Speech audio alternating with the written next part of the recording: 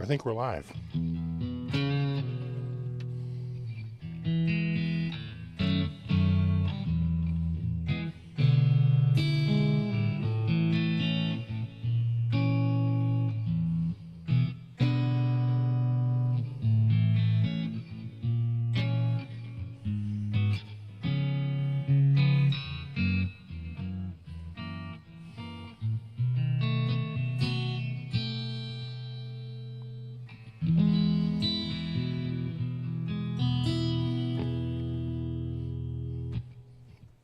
I've been digging this guitar. Can you hear me? Can you see me? Everything? Everything okay? Move that a little closer. Who do we got? We got Chris and Bill and Dennis and John and Beat After Beat and Chris and Larry, John and Jeffy and Trolls, Shammy Whammy and Terry G.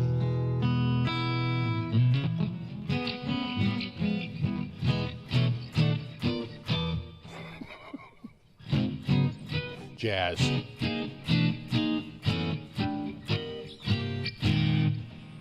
Sure. Got Jeff and Matt and Bill, super lead, Mike, Eric, speaker, what's up, dude?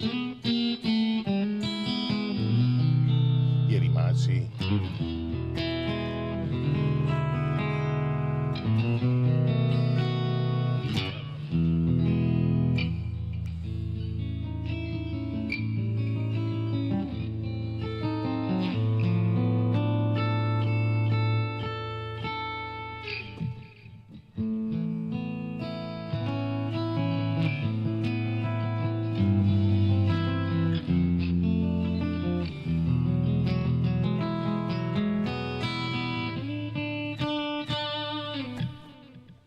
Yeah, I can open the window. We're finally cooling and drier. We were kind of hot this week. What's up, Jack? What's up, Strat CPO? We got John Jordan. And we got the Lawnmower Tapes. It sounds great. I believe him. Got Zach. Got Larry. Jeffy. Stefan May.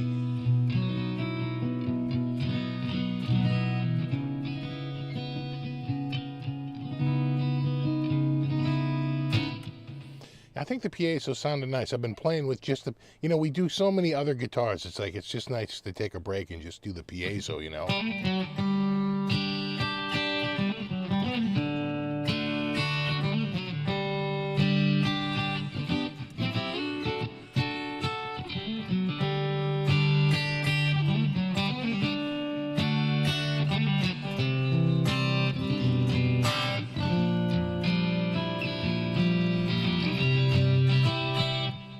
Hey, you play tunes that you don't normally play too. Double R guitar, what's up, dude? Cool and overcast as my knees hurt. Yeah, we've been, we were hot this week, and we finally cooled off.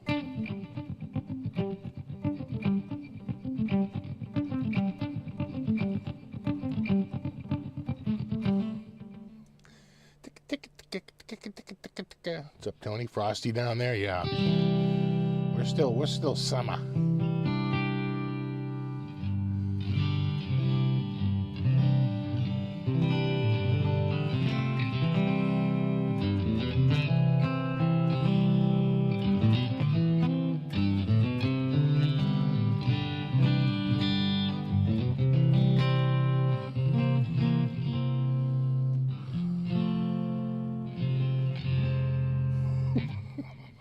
Oh, all the old tropes. Yep.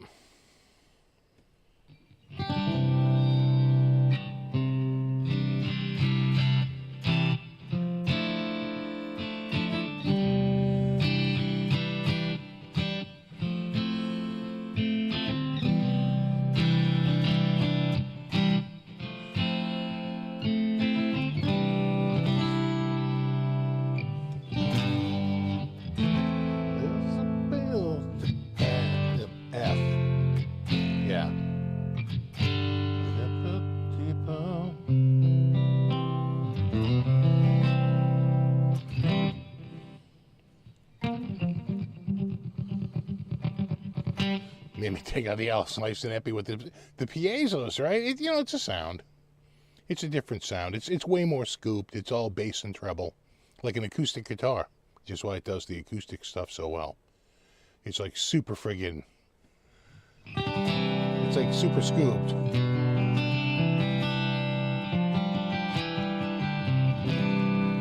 Marcia Murray's got some clouds, some sprinkles.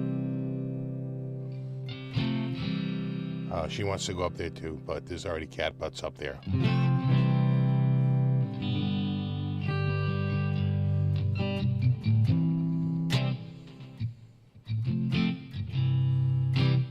Yeah, right. It's fun and it's articulate. Like there's a certain sound,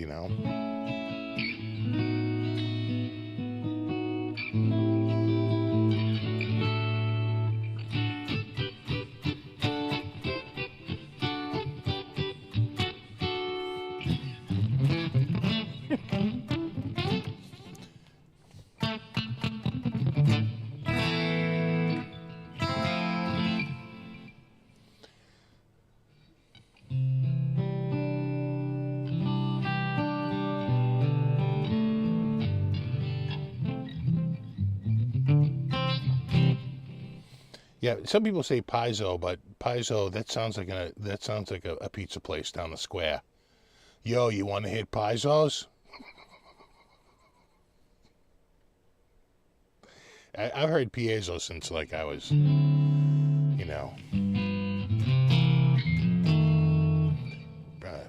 pretty early on.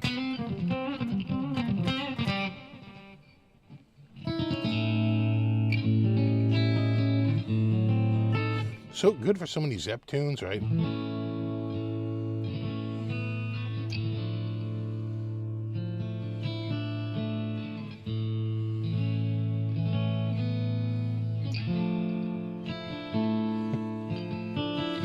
Exactly. Let's go hit piezos.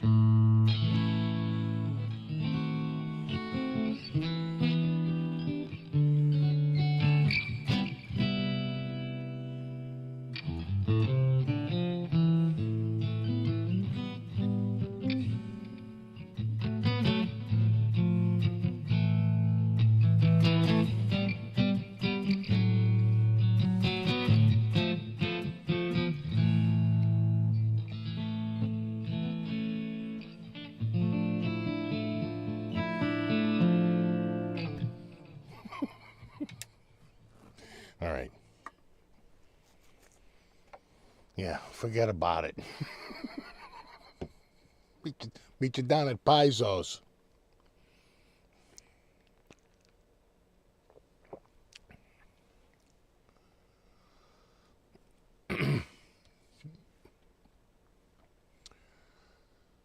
So who else we got here? We got Jack, we got Bill, and Pacifica. Funny ass guitar guy. It always sounded like a pizza joint, didn't it, right? Oh my God, the Floyd tunes, right? So many Floyd tunes. Brother, do you want to get a slice? Down at Paizo's.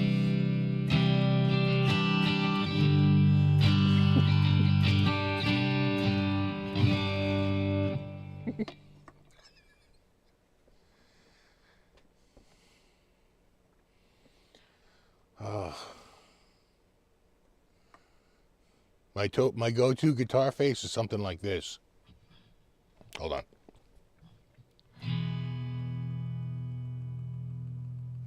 Something like that.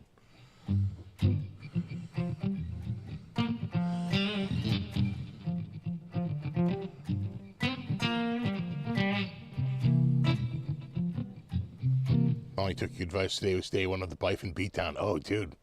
Once you do the Bife Beatdown, there's no going back. You're down a hole now. You'll never want to go back to the before time.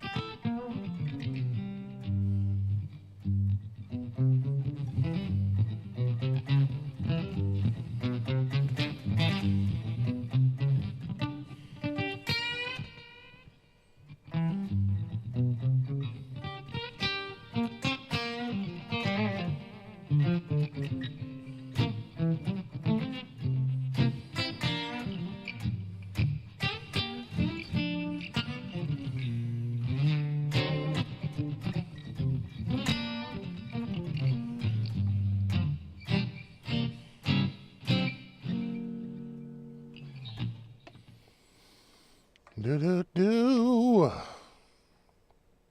What's up, Deanna? Good to see you. What's up, Chuck? That's the thumbnail photo, exactly. You know how you catch people when you're watching like a movie or you're watching like someone's video, and you catch them just at like beautiful.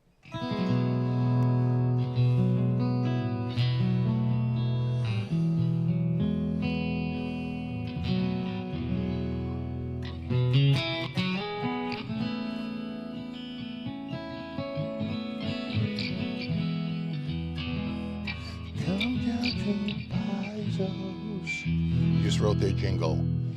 If you're looking for a slice, come down to Paizo's.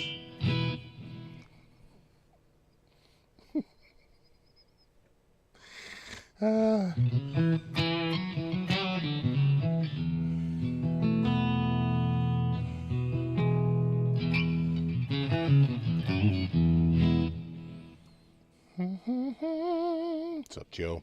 What's up, Jack?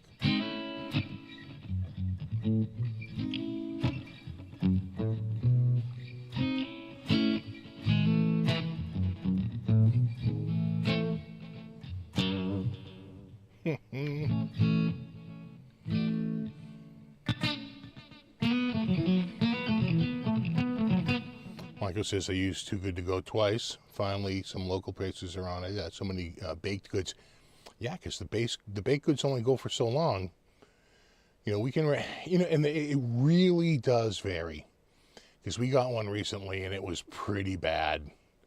You know, it's like, because they really don't want to get, right, they see it as sort of a marketing thing. And, you know, a lot of the small family-owned places, they really don't want to give it up. You need, like my wife said, we do much better when it's corporate money.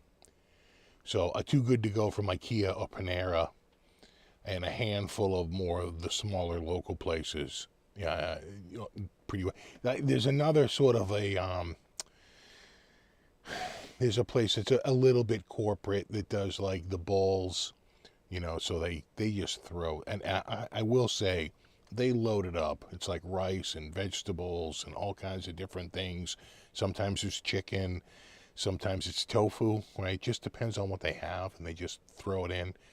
And they almost always give you with it, I don't think we've ever got it without it, they throw in a soup. It's like $4 for everything. You know, so you're not getting that. It's like $4. It's like a giant plate of food and a freaking soup. It's like, come on. Never happening.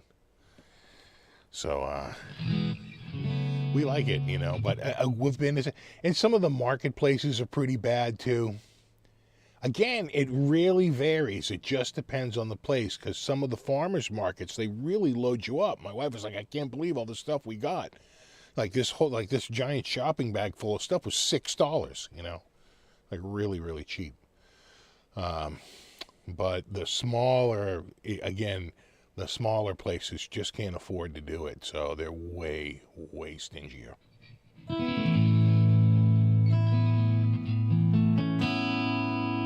I did catch the Billy Joel doc. I don't think I know the Bonanza theme. I'm trying to think of it in my head right now, and I can't think of it. Sometimes I can just think it through, but it's not coming to me. Yeah.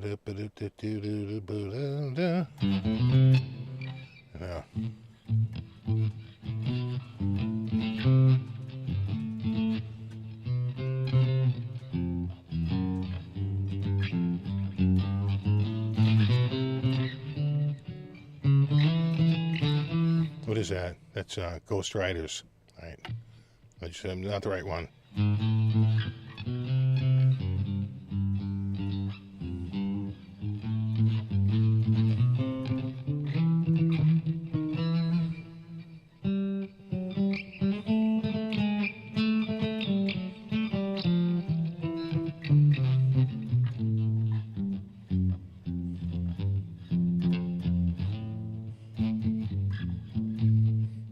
something like that.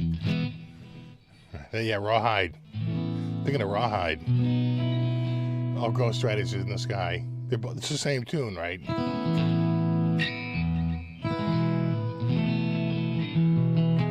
I got cookies, scones, pumpkin whoopie pies. Yeah, I know. We've been. We went to Panera. We went to Panera like the night before Thanksgiving because my wife was like, "Why not? We'll just get a bunch of stuff for Thanksgiving and we can have that and throw out whatever else we got for Thanksgiving." And we got a double, which is $12. When I tell you we got 2 shopping bags full of food, we probably got 3 dozen bagels, like a dozen scones, probably a half dozen cookies, 3 or 4 brownies. Like the list went on. We were like, this is insane. But again, I think what it was is it was the day before Thanksgiving and they were closed the next day. So they're clearing house. And it might have been quiet there that day. Maybe people are busy the day before Thanksgiving and they're not out going to Panera and buying up pastries, right? So it was just sort of a perfect storm. And man, and we've scored like that with, I think around New Year's, or was it Christmas? It was just quiet at IKEA. My wife went there and got Too Good to Go from IKEA. And it was like 12 boxes of food. It was like, oh my God. And then what ends up happening is, sadly, you start throwing stuff away. You can't, even a family of 4 can't consume it all.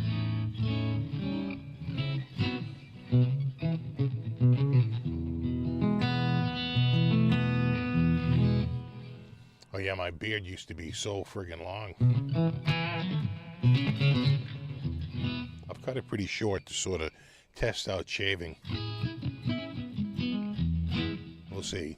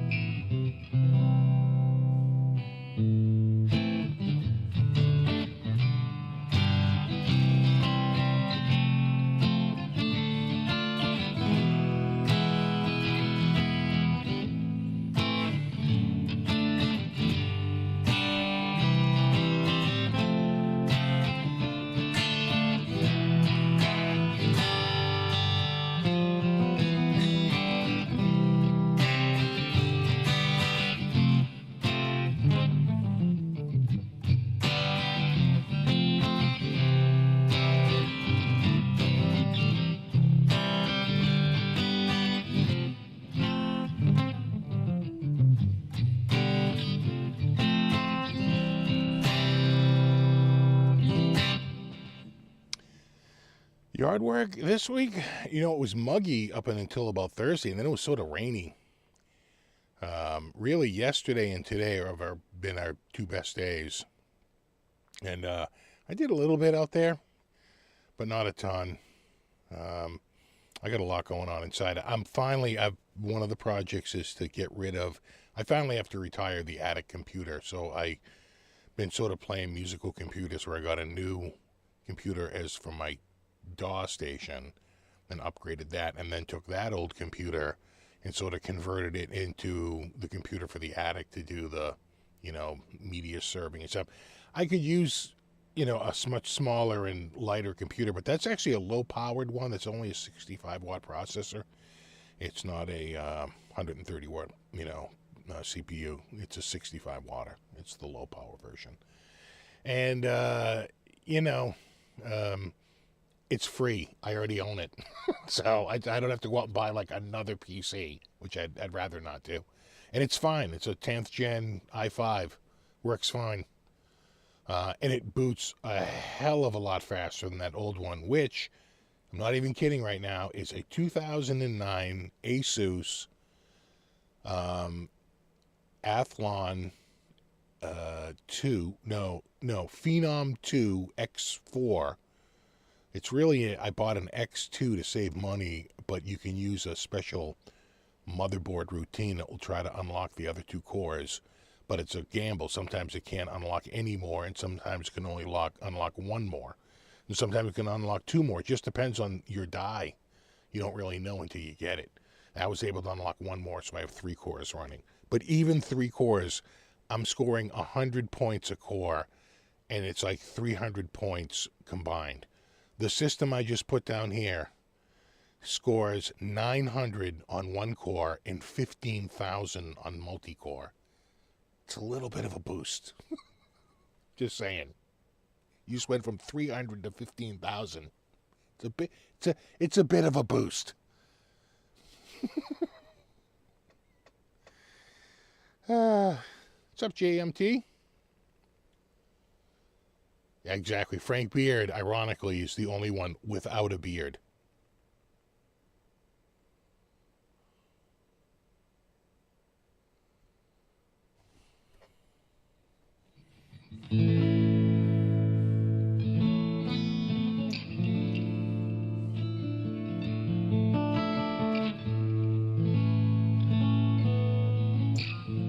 What's this new Copilot thing you're seeing on computers?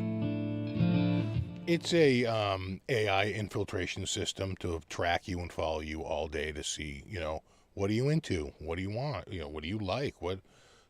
And it's, a lot of people don't like its method.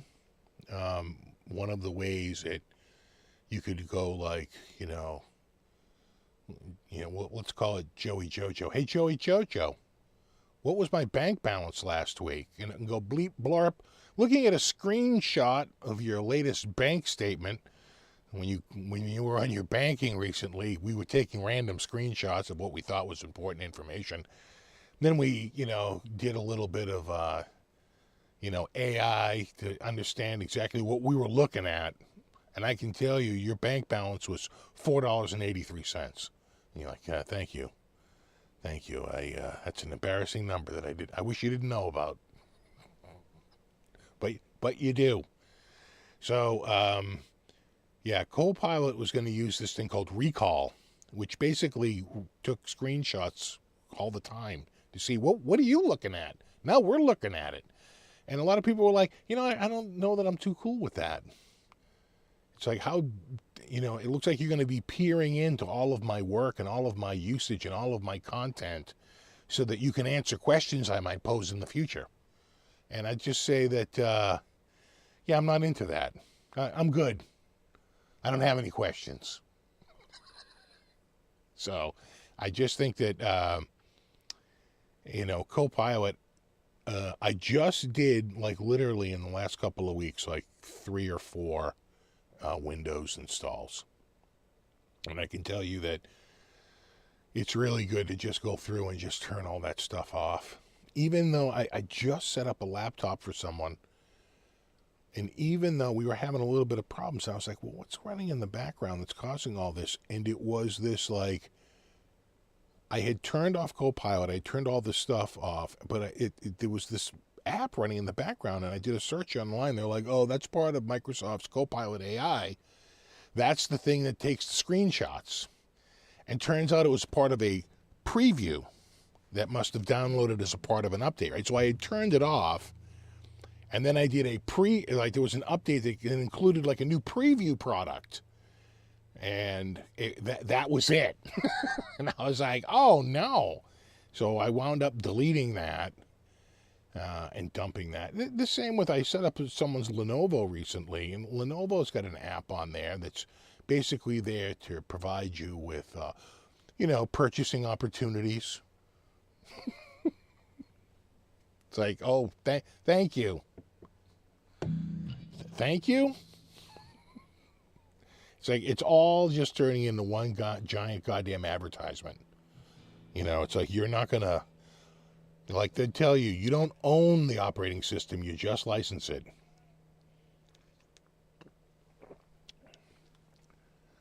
So, it is just annoying as shit. But it's coming.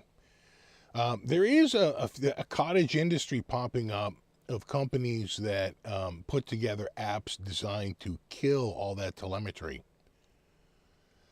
And they're pretty powerful. The thing is you got to trust one of those companies too, that they're not doing the same exact thing, right? On the, what's the saying? You find your destiny on the road you take to avoid it.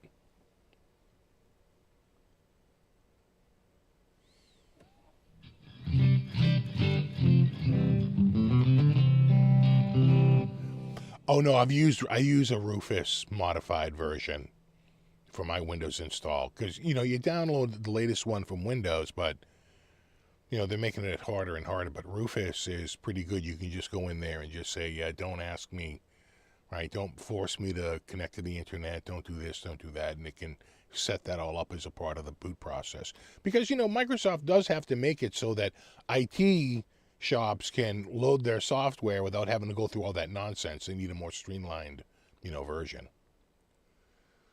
Exactly, it's Clippy.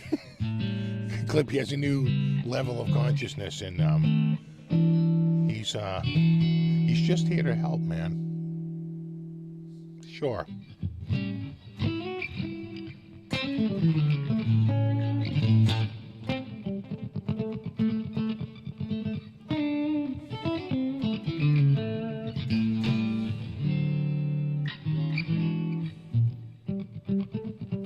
Exactly.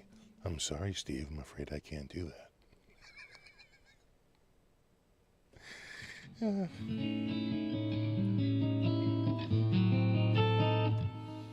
Exactly. The electric eye is always on. I mean, I love it. The operating system is great. I love Windows, but they really are slowly morphing into a lot of telemetry. It's pretty crazy. It's one thing if you could, opt in, but a lot of these things you have to go through and actually take the time to opt out. And a lot of time opting out is like coming up with registry edits to kill this stuff. So doesn't feel like opting out is particularly user friendly, which is why, again, a cottage industry of these apps have popped up to, to address it and get rid of it.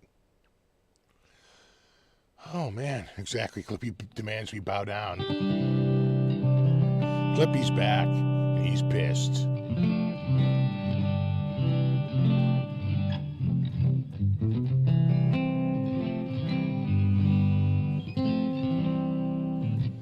Exactly. No, it's an assault on privacy without a doubt. They don't care. As long as they can sell to some marketing company what they feel is a good bead on who you are as a person, so then the marketing company can sell you to the correct advertisers, right? It's all this money is really. They want ads. They want targeted ads, right? They want ads that will resonate with the people that see them. And so that's really where this whole industry is going. And you can't have targeted ads unless you know the target. And so they're putting bleep blorp. Let's get a friggin' bead on everyone. It was kind of how, again, I've talked about this before. It's kind of how Publishers Clearinghouse worked, right? They got you to choose a bunch of magazines, and they got a good bead on who you were as a person if you got like Cosmopolitan and like, some baking magazine and maybe a knitting magazine, right? You're one type of person versus like, Guns and Ammo and like some automobile magazine, right? So they could really, right? Are you buying all computer magazines? They could get a bead on who you were, what your interests were. But the magazines you chose, it was a way of selecting interests. And, magazines are gone. They need to find another way.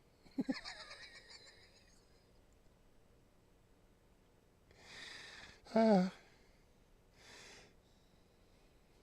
you used to work for Publishers Clearinghouse? Yeah. No, they were freaking printing money. But it's like, not only did they only have to give 20% of the money from the subscription to the magazine house, which you got to remember, some of the places that sold subscriptions gave nothing to the magazine. The magazine didn't care. They wanted the numbers, right? They wanted subscriber numbers, right? How many subscriptions you have. So,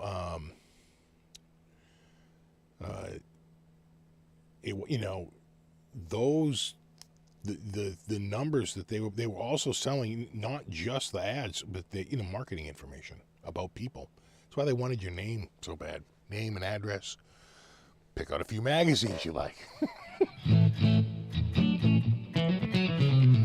Exactly. New Jugs magazine. Well, there was a lot of crime drama ones, I remember, with a lot of women tied up. That was a whole industry, right? All reenacted friggin', right? It was like crime porn.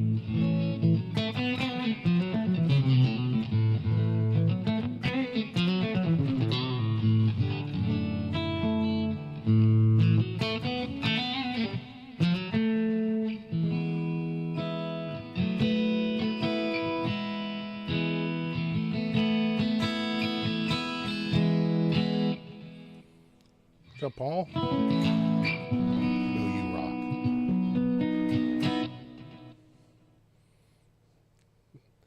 Oh yeah, you're on the Omaha steak list? I'll get you. Yeah, TV Guide. Oh my God, the 14 albums for a penny? Sure. That place, Columbia House Record Company.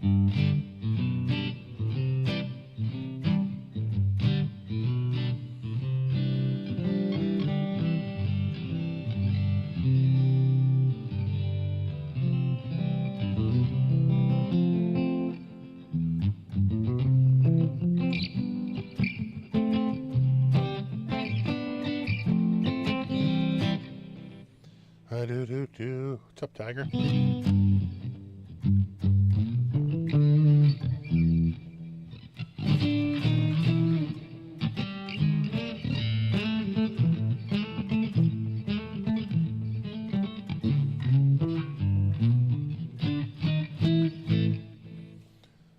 It's my coffee. All right, so I think we have a quorum now. We can get into one of the main topics of tonight. We'll start out with Badlands guitars. They officially went live. It's so funny, you see so many comments. They're like, I just went to their website and everything's sold out. They just don't understand how Badlands works. Yeah, all the prior runs are sold out. That's what they do. They do runs. And they're taking pre-orders for the next run. Right? Pre-orders. So, let me see. Yeah.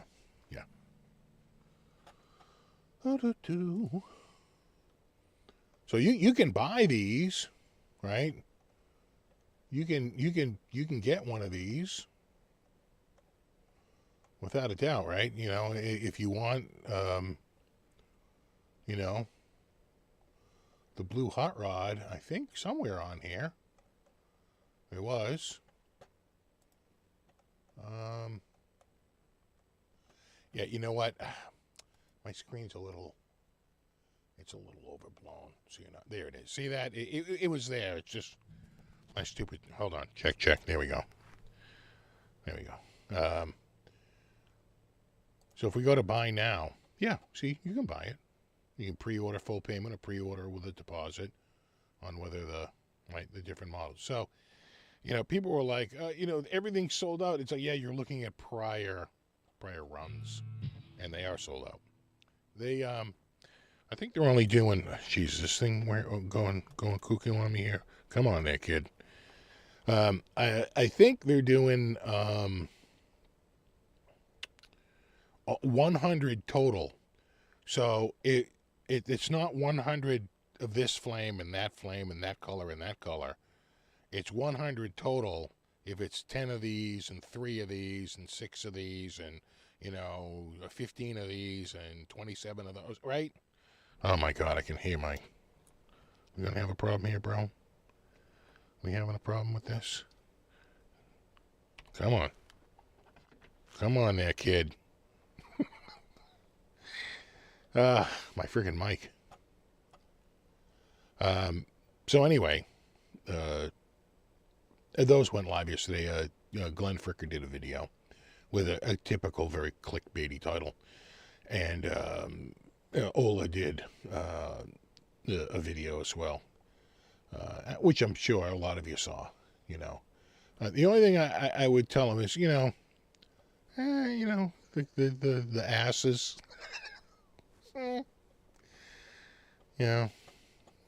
It's like that could be a bit much. I mean, you know your audience, but still. But the Bengal, they got hot rod in 2 colors. They get the Bengal in 2 different colors. And if you notice the Bengal, it's not exactly the same. Even these flames, they're not exactly the same. They're a little different, right? A little bit different. That looks like, to me, a straight up Jackson Ghost Flame, right? Does that look like my Ghost Flame? Right? He's comparing it to the bike, but trust me, that's Ghost Flame all day. It's more prominent than the Ghost Flame, though. The Ghost Flame is truly a Ghost Flame. It's a little darker, right? And it sinks into the face a little bit more in terms of, like, it's not quite as prominent in contrast against the background. Like, that pops out more by design. The Ghost Flame is really a true Ghost Flame in that it's more subtle. But it's almost the identical color. Hold on. I'm going to call up. Now I got to call my Ghost Flame up here. I know I got a picture of it in here somewhere that will show up. Hold on.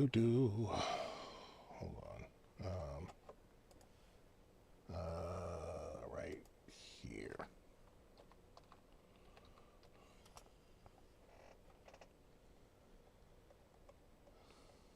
And that reminds me, I'm just seeing some photos here. We gotta. Yeah, I have a guitar to show you. Oh, do I have a guitar? That's our other big topic tonight. A listing you'll never see on Reverb. Mark my words. You're gonna shit when you see this guitar. Where is that thing? I know I had a pretty good photo of it somewhere. Maybe not. No? Nothing. Somewhere in here. Oh, there.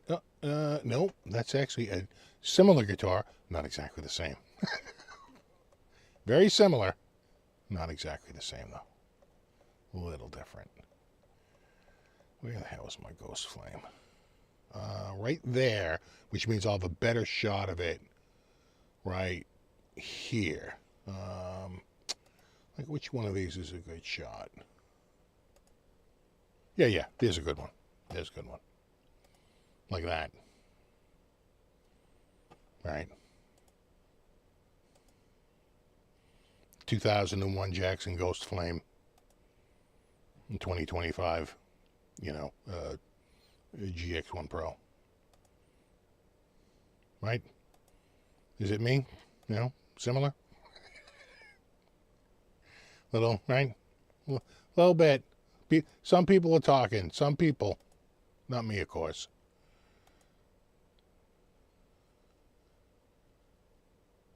But that's just one of the many finishes. Of course, Crossroads Jackson? I never owned a Crossroads Jackson. I might have done a video on one, but I never owned it. And I'm sure I would have said in the video, I don't own this guitar.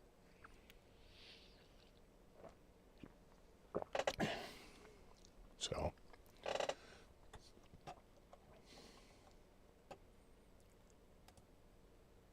there's the Hot Rod Red. Nice. I think they also did a red Jackson. I'd have to look it up. I could have sworn there was a red Ghost Flame. But again, it's not like that. This is way more prominent. That Ghost Flame was way more subtle. Again, Ghost Flame. Right? It's supposed to be a little bit like less in your face. This has the solid line at the edge, right? Which is going to make that graphic pop way more.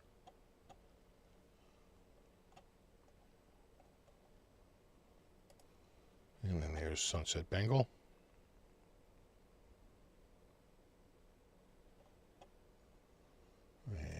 retro Bengal. And then a bunch of solid colors. 4, right? Black, like an orange, yellow, and a white. Midnight Blue, Arrest Me Red, Taxi Yellow, and White Wedding Pearl. And I think every guitar is available either left-handed or right-handed. Let's check that on, say, the blue hot rod. Can you... Oh, yeah. No, yeah. You can get left-handed or right-handed. Yeah. Yeah, absolutely. You can get either way. So, you know, you see that a lot. People are like, oh, no lefties. It's like, no, I think they are doing lefties. Yeah, custom graphics. And I think they have a, if I go to buy now, they probably have, I think if you go to pre-order full payment,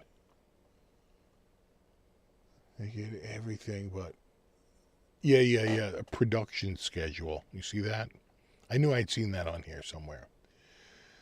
So when you're going to get it depends on where you are in the queue. So if you're one of the first 25 ordered, they're estimating delivery in 90 days. And then if your orders between 26 and 50, be about 120 days. And then 51 to 75, 150 days. And then 76 to 100, 180 days. So if you're sort of like the last one in to place your order, I think you're going to be the last one to get your guitar. If you're the first one in to place your order, you're going to be one of the first people to get the guitars. You're going to be on that first run. So, and then once they sell a total of 100, and again, that's all options. Like any combination of these options, that's 8 options. But it's still only 100 guitars. Because they still got to build them, right? These are pre-orders. What Ola had and what those guys had, really what would be defined as a prototype. Right? They're a one-off proof of concept to show what the guitar will look like after production.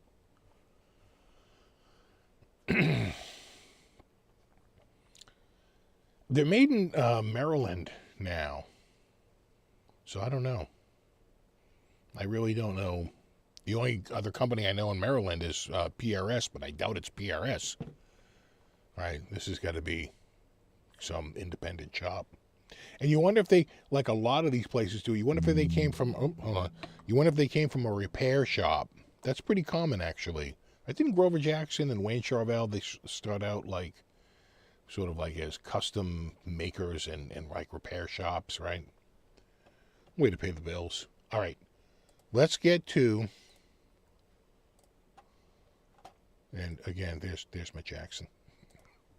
I like that guitar. Forgot about that one. That's a nice guitar. Let me go back. I think I have. I do. All right. All right. We're gonna look at a guitar right now. All right. What's my last pick? Right there. Let me just make sure I get this order correct. Okay. All right. Here we go. Here we go. All right. I'm going to play a little game. We'll have a little exercise, right? And I'm going to show you a guitar, and we're going to play. What's that cost? What's that cost?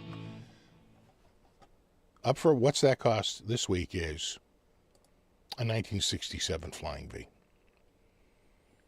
What you got here is you got a Gibson Flying V from 1967. It's listed in fair condition. There may be some parts changed on it. We don't know for sure. I definitely saw one part change, and I can point that out to you in a second. And that's down here. That feels like a nickel, like nickel-plated, chrome-plated. So I don't know if they were mixing metals, metal finishes, but I'm going to guess they weren't. And this is probably not original. Not original. But it's a 1967 Gibson Flying V. It's a 67, though. I mean, it's not like it's a 57, which should be like 100 kajillion, kabillion, quadrillion, jillion dollars. You know, we're talking Bonamassa money. No, it's a 67. So, you know, it's later. Let's not go nuts. Let's not go cuckoo. You know? Let's keep it down to earth. What? Does it have a headstock break and repair? I don't think so. I mean, it looks pretty clean. This was at Guitar Center. And to say that I couldn't buy it fast enough is an understatement. But I was too slow. And I didn't get it. But this was at Guitar Center. And Guitar Center wanted for this Gibson 1967 Gibson Flying V.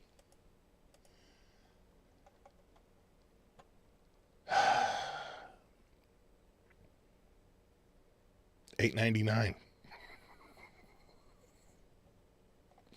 See, will you, and it was sold out. It was sold out. I wasn't getting it. You know.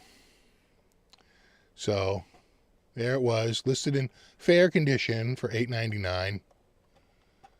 The Gibson Flying V, the 67 Flying V in pearl white. And, you know, you win some, you lose some.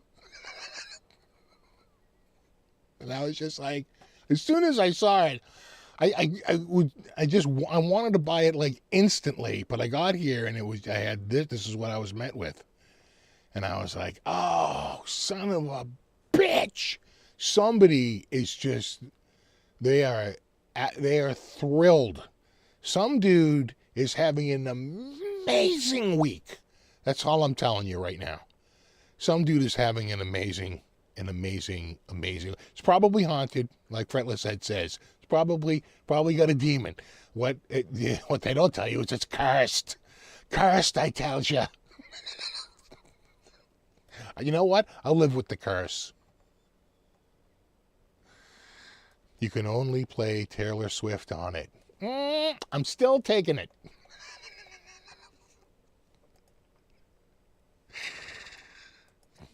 I'm just like, I think that's legit. I think that's a legit 67. I'm looking at it and I'm going like, no. That's the old bone nut. That's it, man. That's the old discolorized bone nut. Look at that rich patina. Look at this thing. I'm like, oh, no. That's like friggin' legit, man. You know, it looks like they changed, you know, at least one part out. But for the most part, God damn, that thing looks legit. And it's $8.99. And I'm like, oh, you son of a bitch.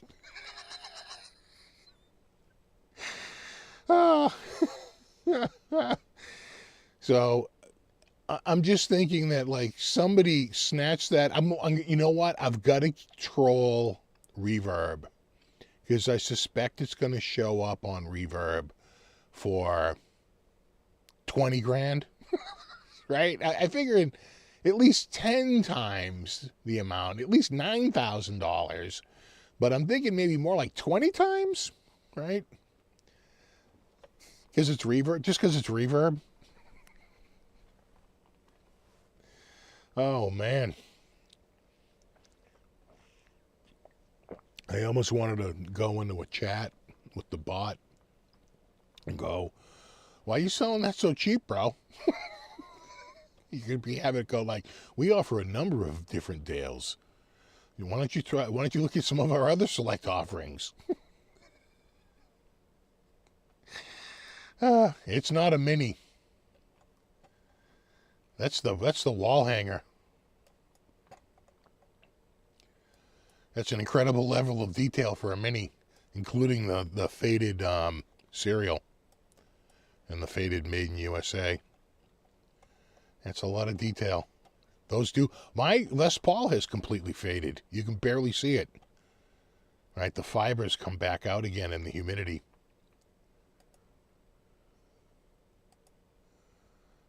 But I was like, oh, I've been looking for a V. Oh, I've been really looking for a V. Can you imagine if I showed up with that thing for goddamn night?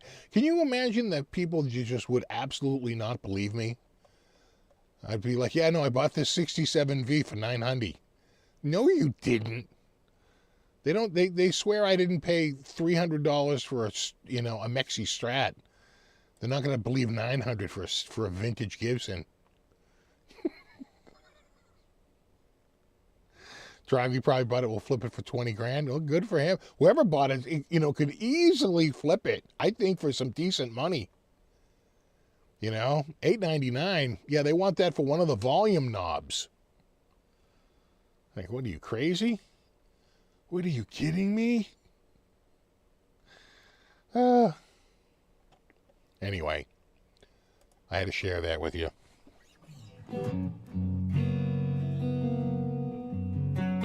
Exactly, that chrome stop tailpiece just crushed the value.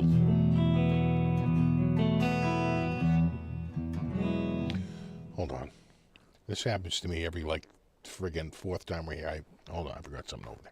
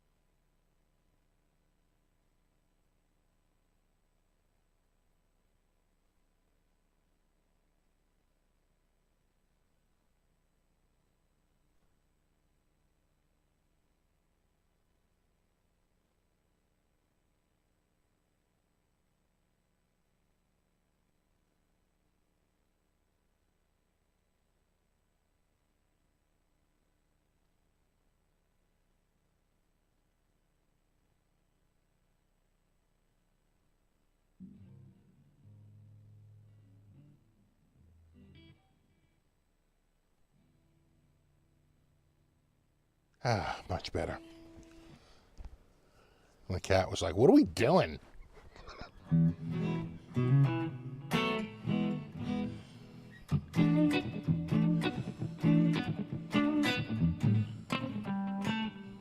Gotta get the Flying V. It was sold out, or I would.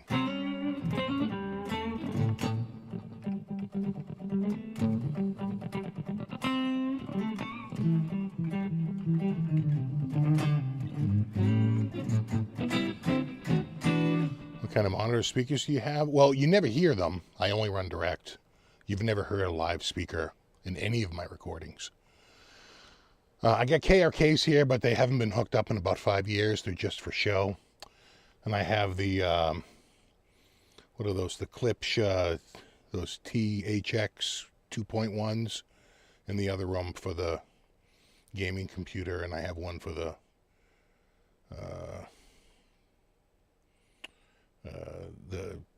the synth room there for the DAW. But again, a lot of people are like, what speakers are you running through? None. My headphones, and you're not hearing them. You're hearing what I'm hearing. It's running direct.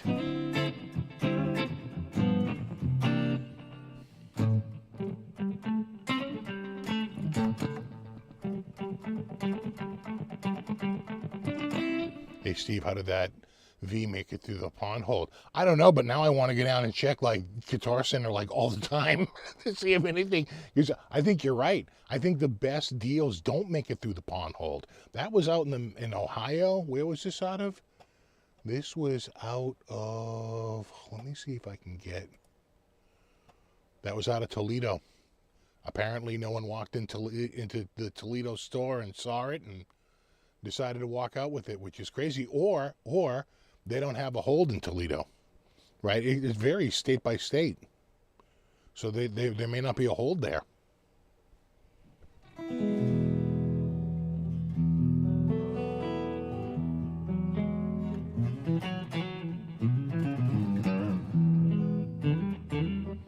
it?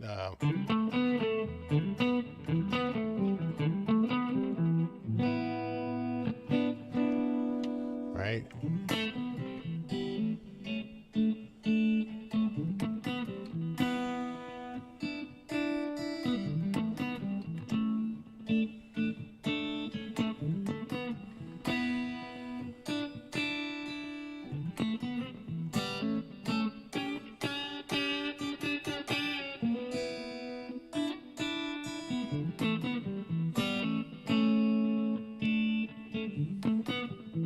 Something like that.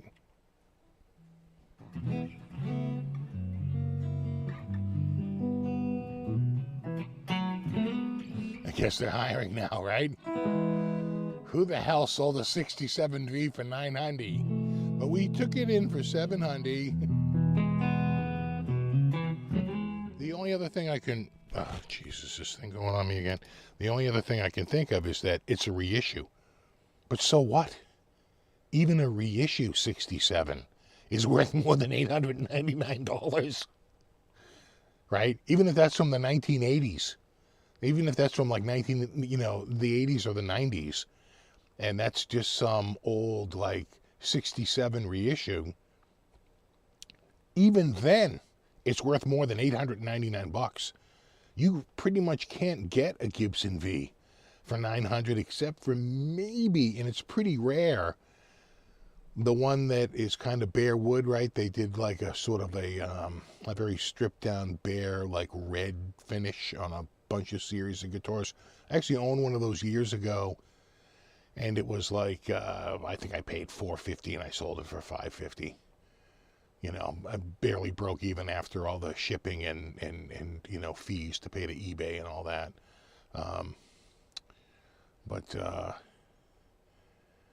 Yeah, I forget the name of that series, but it was like, you know, it was a little bit less expensive, but that's not that. That's a full-on lacquer finish that's faded to a rich patina.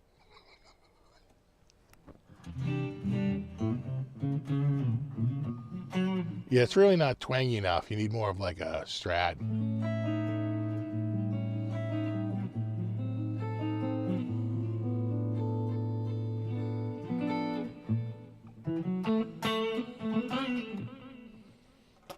can go to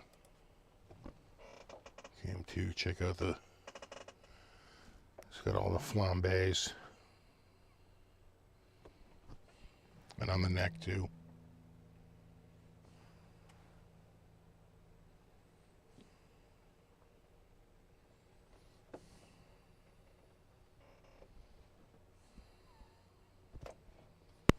Oop.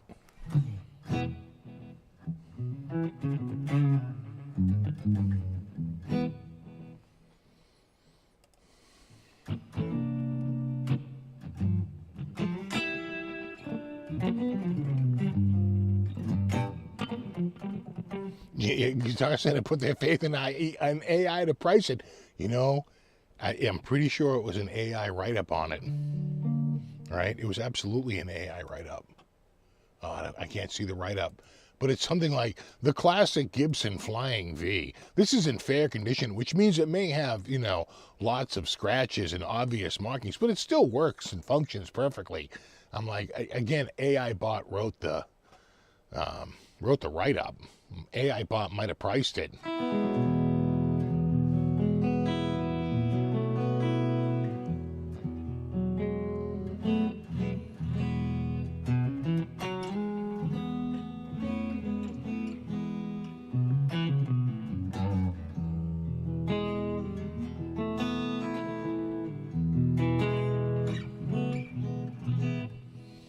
What's a good speaker monitor for a good price and headphones? Well, I like these Sennheisers, but you'd be lucky to get them about $139.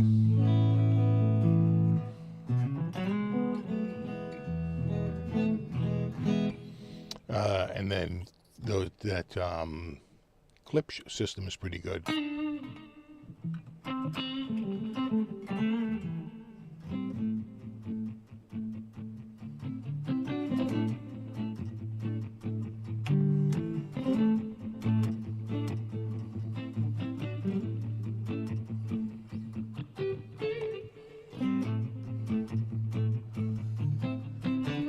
It was just a virtual Flying V.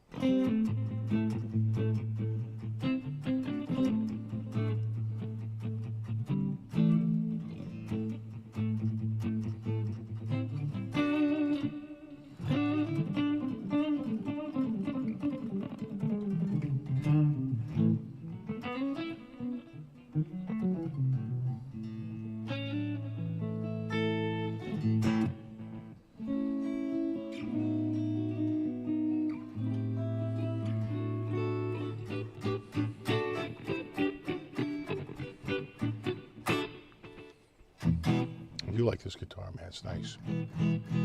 I tell you, it's got a lot more playable neck than the guitar I did for Mondays. Man, that thing is it's a big guitar and a big neck. Oh my God, my gird. I was like, whoa, this thing, that's got some girth. That's quite a slab. The whole guitar, it's over there on the table. The whole guitar is frigging enormous. Kind of has, you know what kind of reminds me of a little bit? No, a little bit is the Zakk Wylde Blood Eagle. Again, really big guitar, kind of had a chunky neck, you know. I saw Spinal Tap live on the very last show of the U.S. tour, and for the last song of the last night of the tour, which was Big Bottom, they brought out some strippers, and there was some big old titties flopping up on the stage, and I'm gonna say a bit of stunned silence in the audience. You know, it was a younger crowd,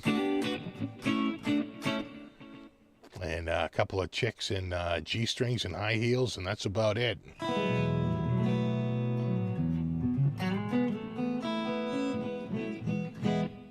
And it was, it really was a bit of stunned silence. Yeah, that's what it was. It was the Break Like the Wind tour. And I was at their final show. And it was the final song of the final show. And out came these friggin' two strippers. And it caught them off guard, you can tell. If anything, I would say Nigel looked a little annoyed by the whole thing. You know, hey, what's up, metalhead hippie?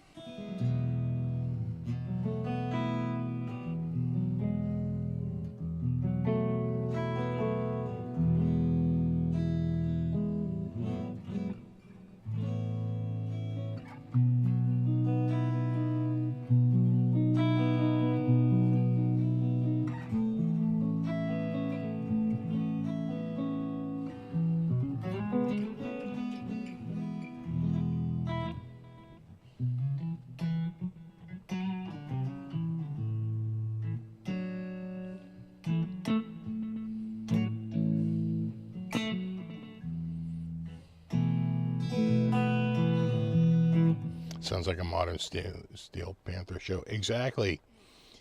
But you got to remember that, you know, while Steel Panther is R-rated, you know, they were definitely more PG. PG-13 at best. You know, Spinal Tap had a pretty tame image. Which is why I think there was a bit of stunned silence. And they like, huh. Okay. They look so tired in the trailer. Well, I think that's part of it, right?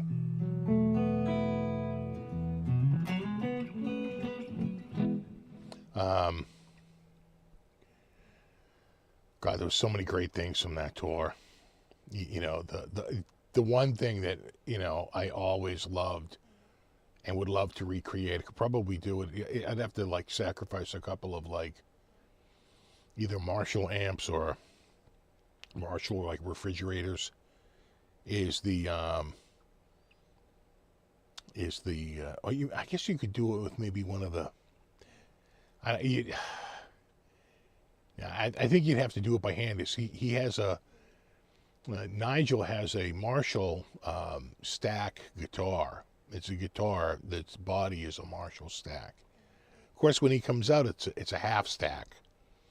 And he's like, I'm just not getting the sound I want. And they bring out the other, right, and they clip on the second cab that slides in from the back, and they clip it on. He's like, there we go. Which is just like, oh, yes. And, yeah, it was a, you know, oh, they had so many great moments.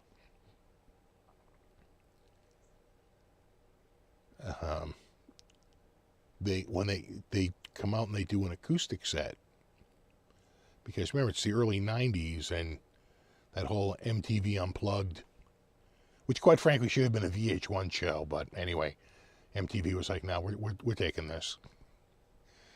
But MTV Unplugged was so hot that a lot of people were doing acoustic sets in their live shows. And they come out and do an acoustic set, and there's like some, you know, a little bit of booing from the audience for going to acoustic guitars.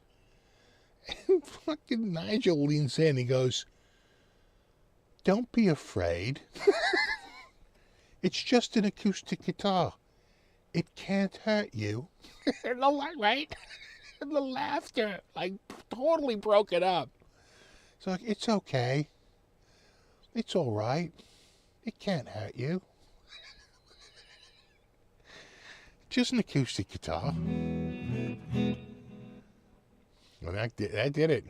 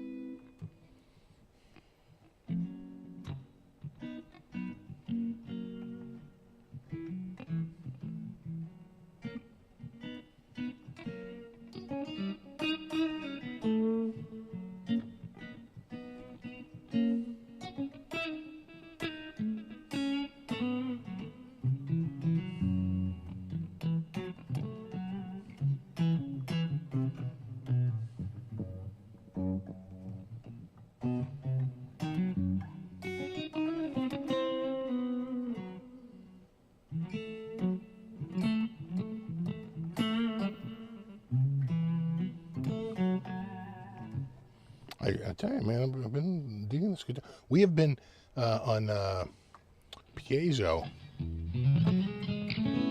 but that was regular guitar.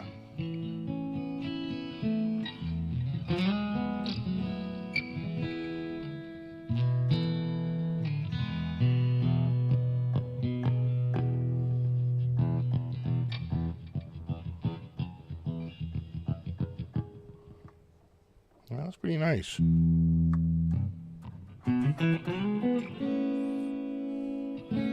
Bring the piezo in a little bit. Ooh, that's a little too much. Well, a little bit.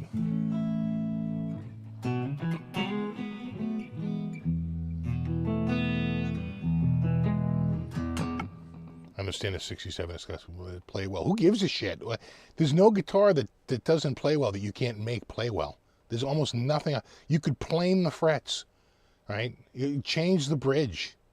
Like, you completely put a whole new nut on it. There's literally nothing on that guitar that could be wrong that you couldn't fix.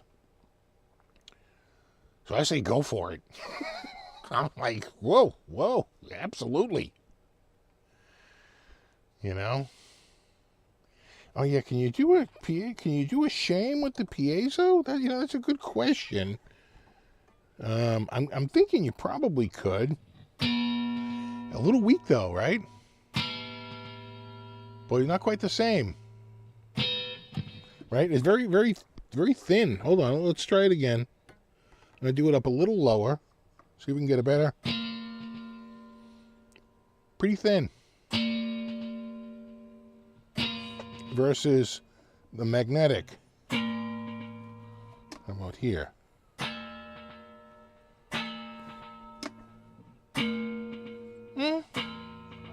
Maybe all three?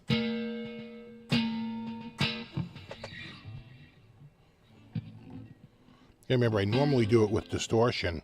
That's not bad. See, normally I would have... Where is it? Normally I would have this on. I'd put it on this. Like that. I'd have it on this and be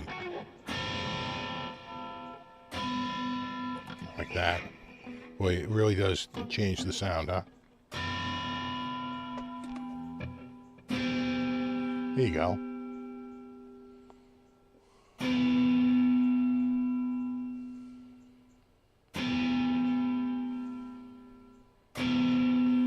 Yeah, what a difference, huh? Oh, wait, wrong one. Wrong thing. You go there, you go there.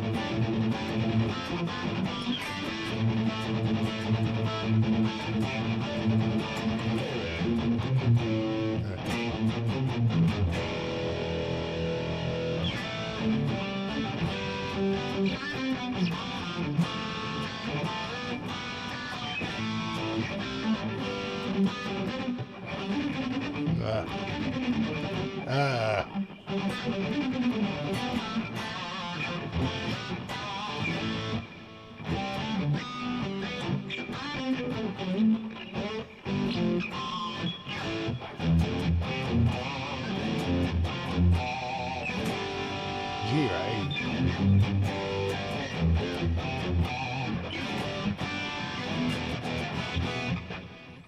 Yeah, this guitar is not really designed for distorted tones. Not really. There we go.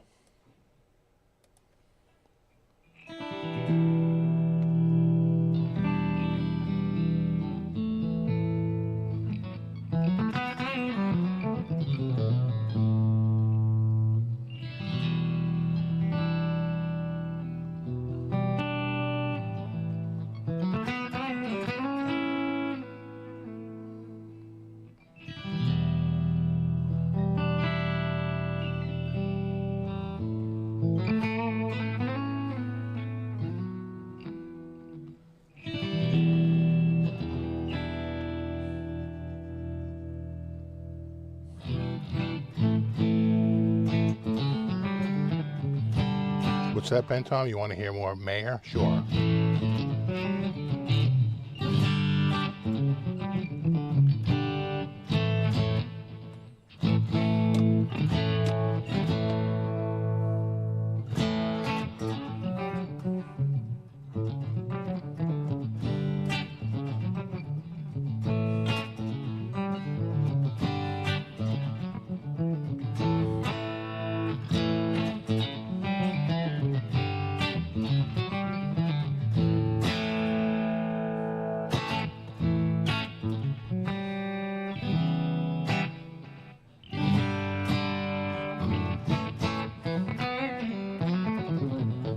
Is that Down by the River? That's one possible tune. Pink Floyd is also another correct answer.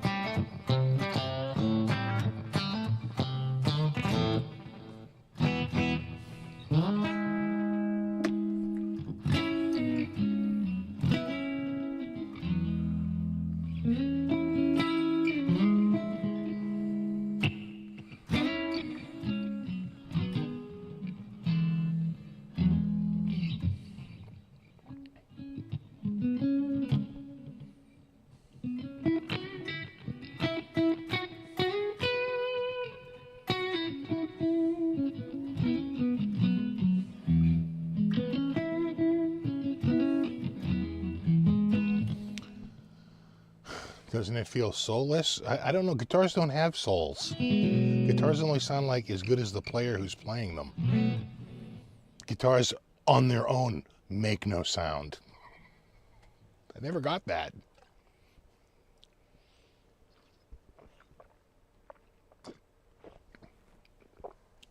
When people tell me, does that guitar sound good? I say, well, you know, it depends on who's playing it. The doubler is on. Good call on that. The double, we are in doubly.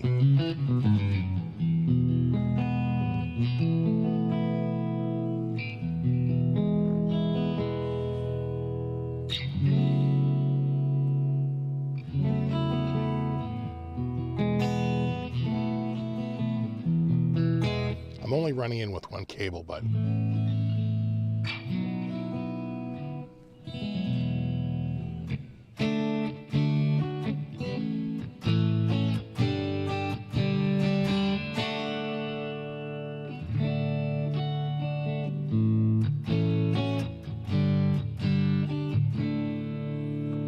you like the Dead, the Stones?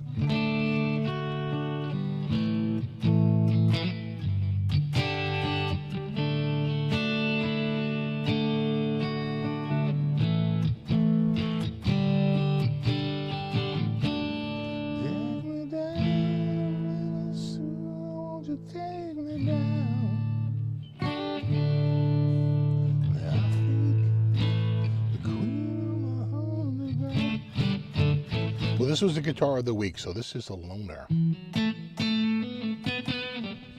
Every guitar of the week, without fail, is a loner.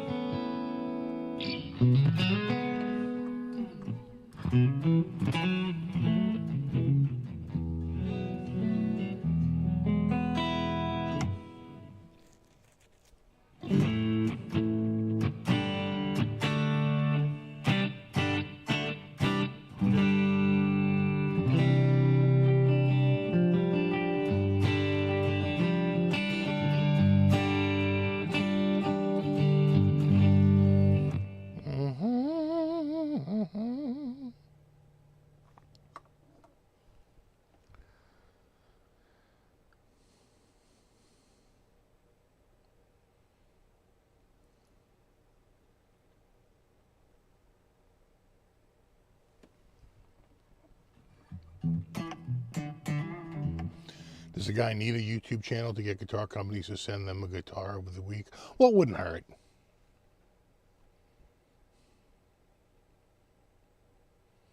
How much is it? This is one of their most expensive, I think, in the SE line, right? Because it's got all the flames and stuff, you know, what with the flames and all. So this is like, I want to say they're $15.99, something like that.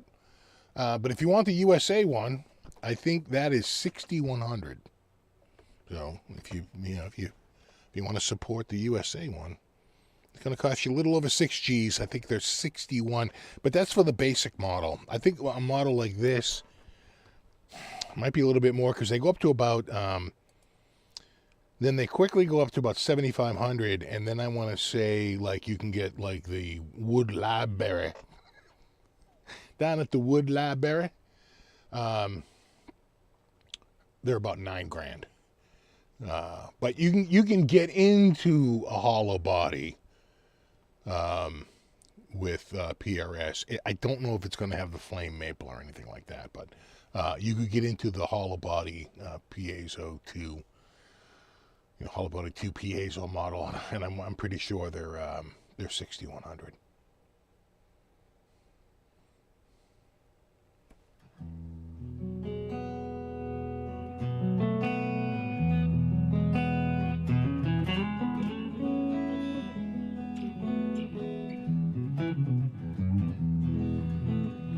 Actually, Terry, I think it's more like 9,000.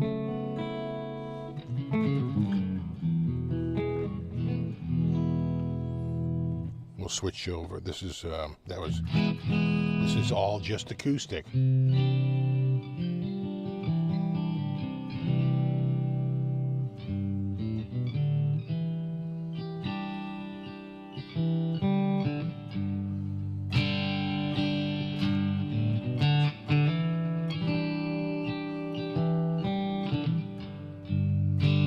Projector makes a similar version, yeah.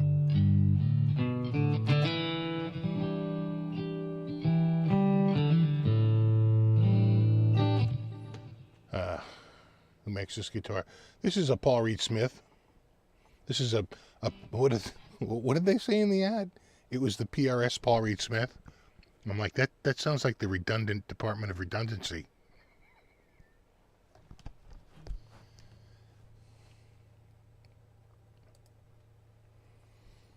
You know what? With the Boyds,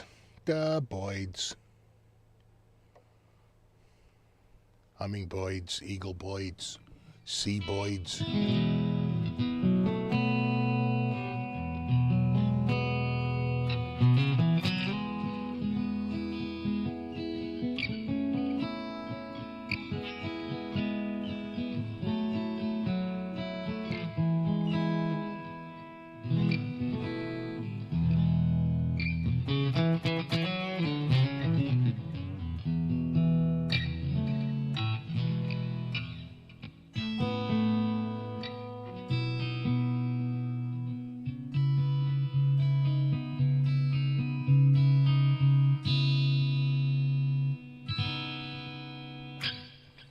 It does sound good though, you know. Trying to think of what are my Zepp tunes. Got to be careful though. A lot of acoustic tunes you get nailed.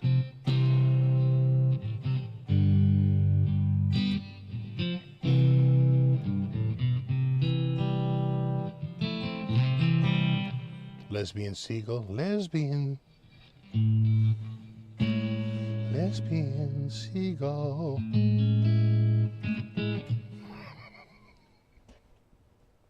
What are the chords for Lesbian Seagull? I think it's all major 7 chords, right?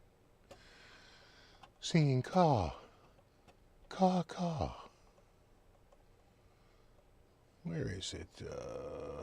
Boy, they don't make it easy, do they? They don't make it easy. Make it easy. Right there. We got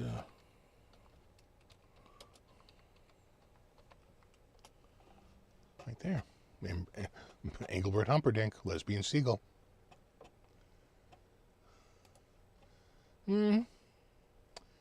See, I feel like, what's this other one? Okay, they're also saying it's C. All right. It feels like it's supposed to be like C major 7. So I am a little skeptical that it's straight up C. She flies so crisply over rocks, trees, and sand. Then,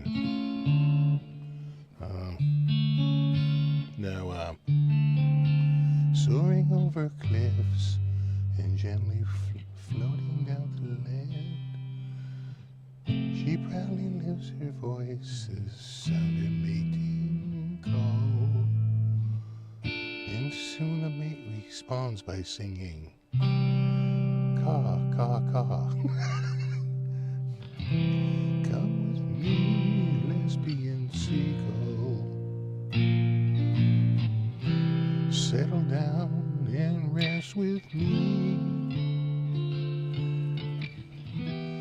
Come with me. Fly with me, lesbian seagull. To my nest by the sea. Now that's a classic.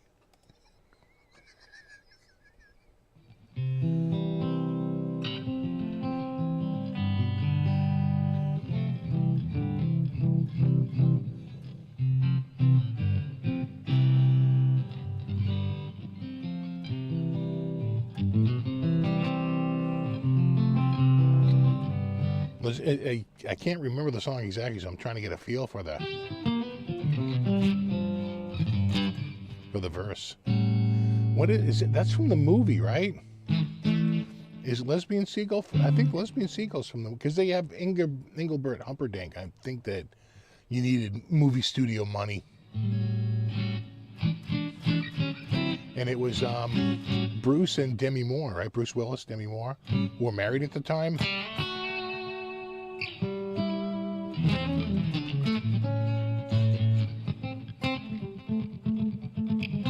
I know, right? She'd be playing it on a Seagull acoustic. Feels like an opportunity lost.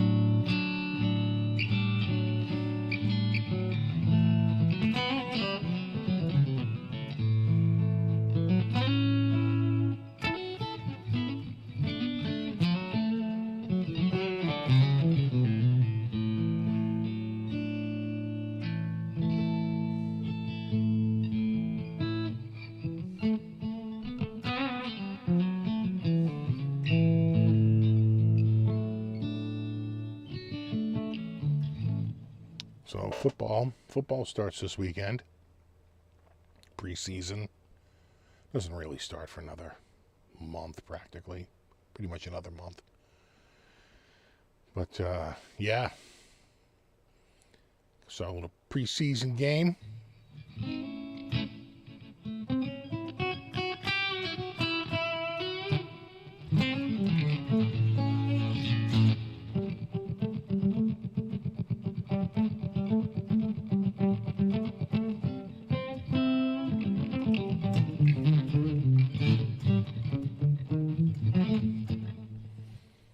Well, they've done, didn't they do some, isn't Herman Lee's like Dragons or some shit, right? They've done variations on it. I don't know that they've done really anything other than that, though. They ever do bats? I guess they did bats, right? Oh. We got, oh, Cookie Dough Cowcat. Interesting. Must be an empty window.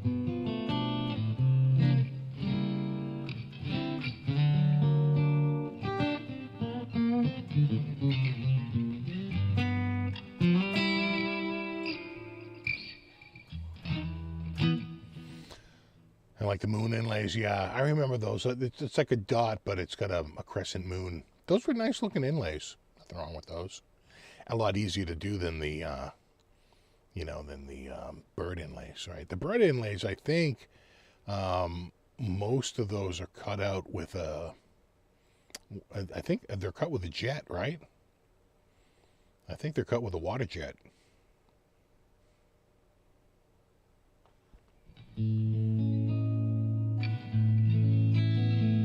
Doesn't preseason start this Sunday? No? Is it a week from Sunday? Because they just had a game this past Thursday. Usually if they have a game on Thursday, they're having a game. And then they have a week off now. Right?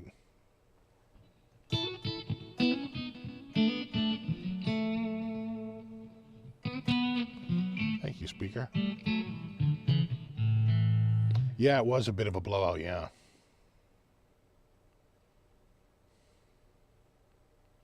As I said, the Bad Inlay PRS was the worst selling guitar. Wow. No way. People didn't like the bats, huh? Well, I guess it's not the market. Yeah, it looked like a water jet. Yeah, I think so. I think they use a little water jet.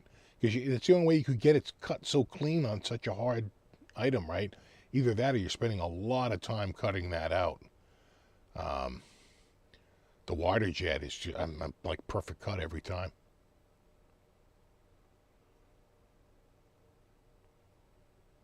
Yeah, is it really? Is it next weekend? It's not tomorrow, huh? All right. Because the Lions play Thursday night. Huh. Let's see what do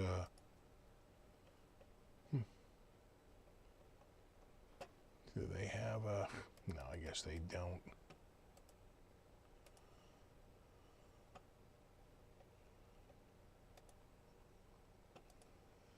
Check the schedule. Oh, yeah, right. All right, HOF? Hall of Fame? Is it a Hall of Fame game? So they do one on the 31st. And, oh, I see, and then that's it. And then next, right, I see. Then they're doing 3 games on Thursday? Oh, my God.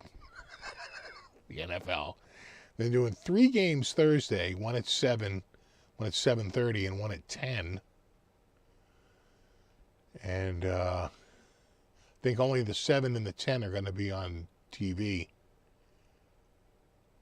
And even then, the NFL Network. Then Friday, there's 3 games, which is weird. The Friday, August 8th, and then Saturday, the 9th.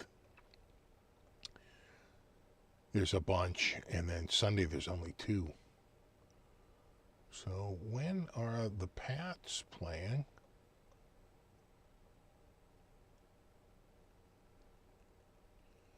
I don't see them. Where's New England? Oh, right there, Friday. Friday at 7:30, Washington at New England. Friday, August 8th.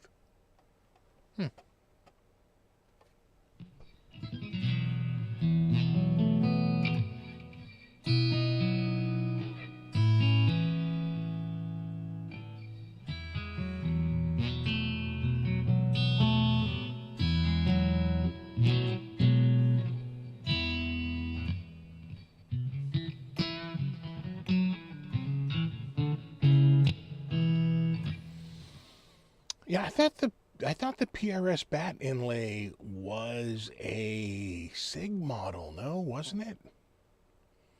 I could have sworn that was a signature model. Which is why they did the bats, right?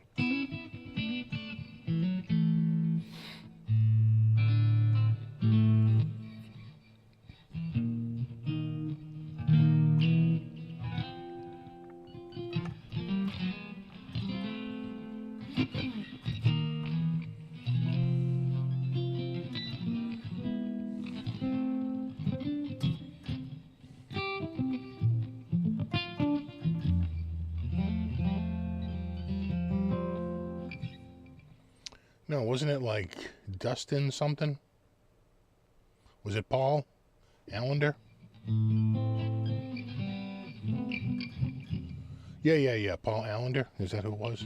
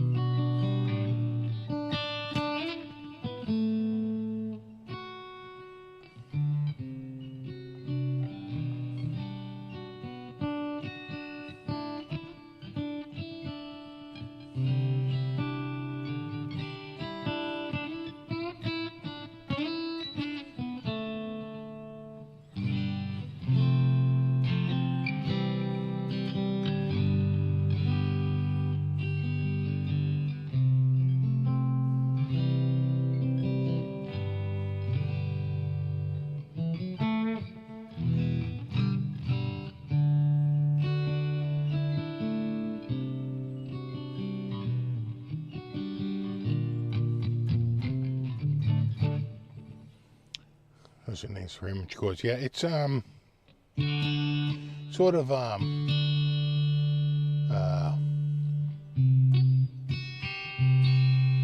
it's a that's a line cliche, but it's Hiram Bullock's version of Dear Prudence, which is a Beatles tune. Right, here you go.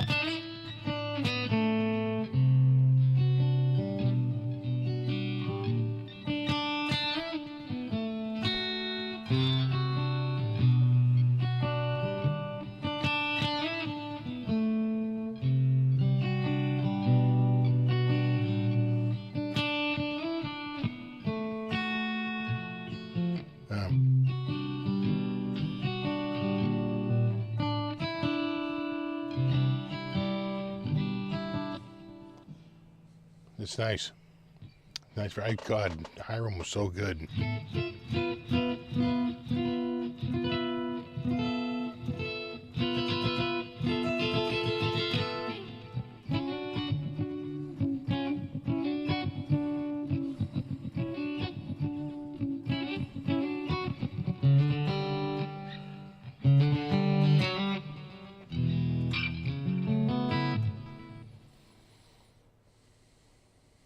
Yeah. It's Dear Prudence-ish. It's his sort of take on it.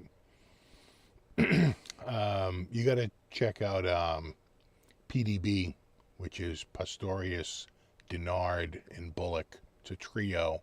PDB. They're around for maybe about a year. And I used to have a friend of mine bootlegged the show from Jonathan Swift's in Boston, and which is, I think, long gone. And he had such a good version. But there's a version, like literally, it was like within the same, just a couple of days later or a day later, they were playing in Providence. And that Providence show is up on YouTube, and it's almost identical. You know, they were sort of locked into a set. And my God, does it sound so good. And they do all the stuff, I Shot the Sheriff, and, you know, Green Dolphin Street, and, you know, of course they do, you know, whatchamacallit there, Birdland, and Teen Town.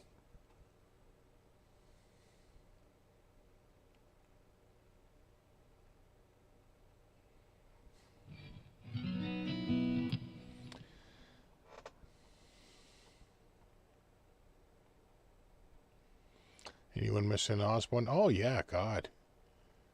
You know, as you go through his catalog, you just realize, you know, just how many just classic songs, you know, the guy was singing.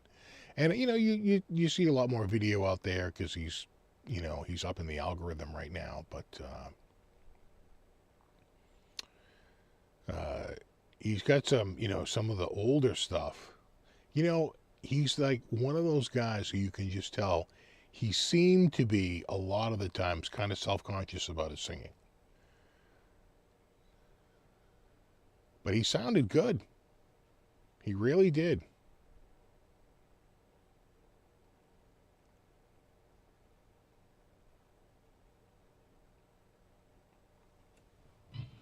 Yeah, Blind Faith C1 is the same.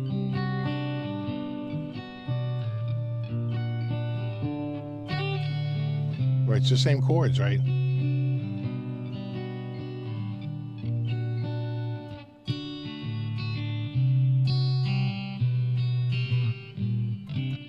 We're close to it.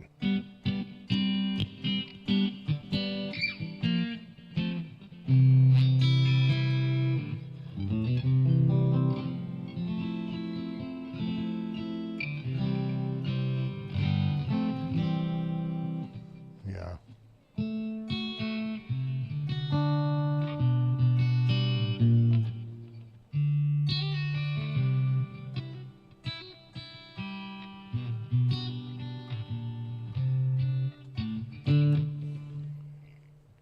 It's, again, the same line cliche. And it's in the same key. Right.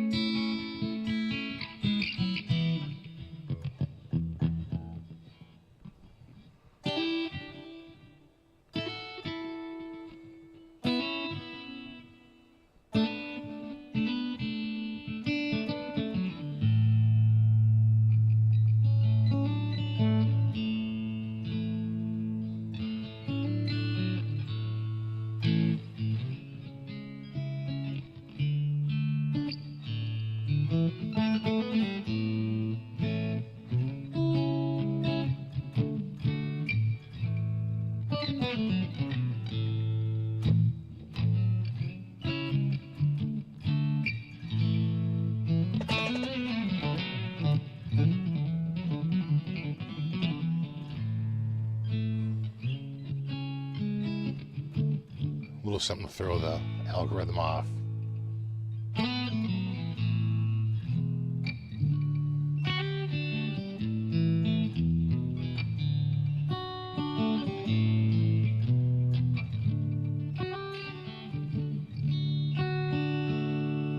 Oh man, we have a new member. Gotta do, I think I gotta use the magnetic to make it sound.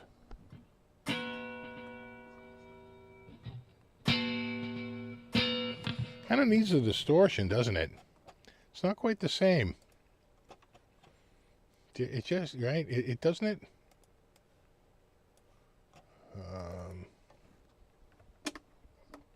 We gotta turn that down, that down. We go like this. It just, right? Welcome. Now I can't even see the screen because I'm clicking on distortion. Mark SRT Wolf. There we go. Hold on, we gotta get this. We gotta get this good down here. Shame. Shame. Shame. So you've decided to throw your life away. All right, I gotta bring this back over here. There we go.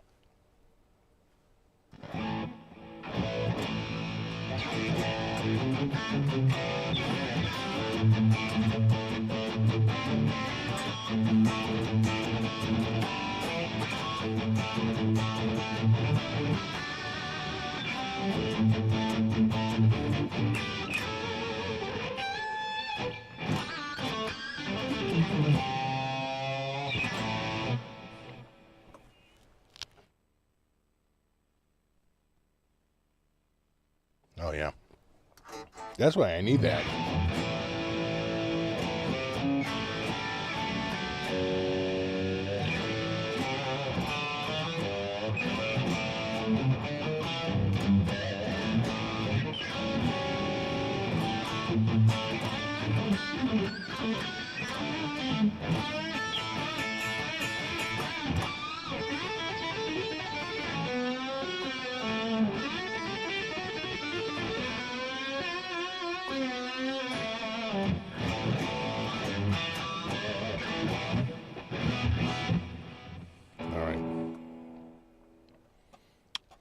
Is my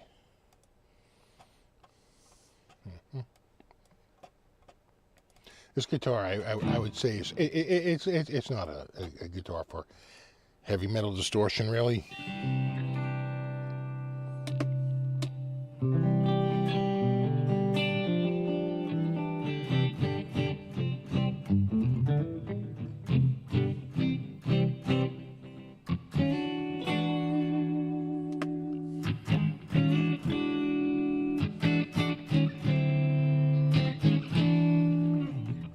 Exactly, Clippy advises you.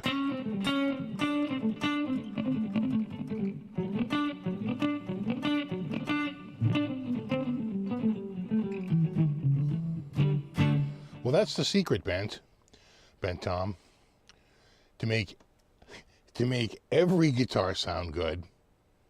Practice, right? Then suddenly every guitar sounds awesome. That's the secret of making guitar sound good. Practice. And that's really the only thing.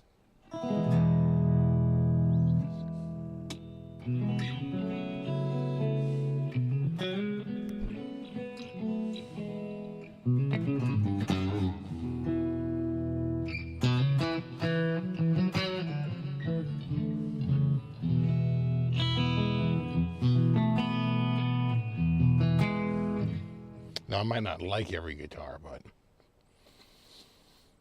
I tell you, the one that's coming out on Monday, hey, that's a biggins. That's a man's guitar, baby. It's freaking huge. All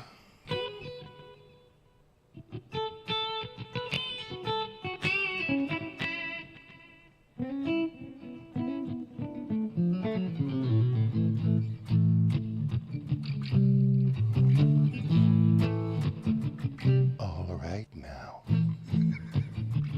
We'll do the chill version. Won't you listen?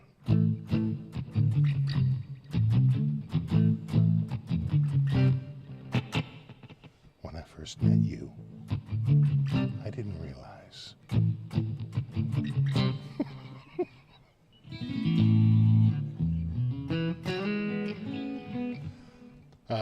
Yeah, you know what? I think you're right. I think Bobby had the Crossroads Jackson, but I don't think he has it any longer. You know, Bobby buys and sells a lot of guitars.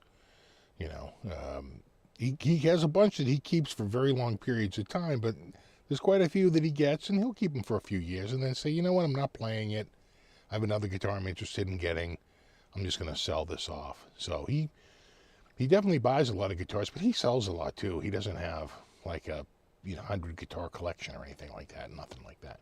He's got a few of his mainstays, mostly Washburn and like the N4s. He's way into those, and then he's got like a custom a Les Paul custom classic, and he's got a few guitars, but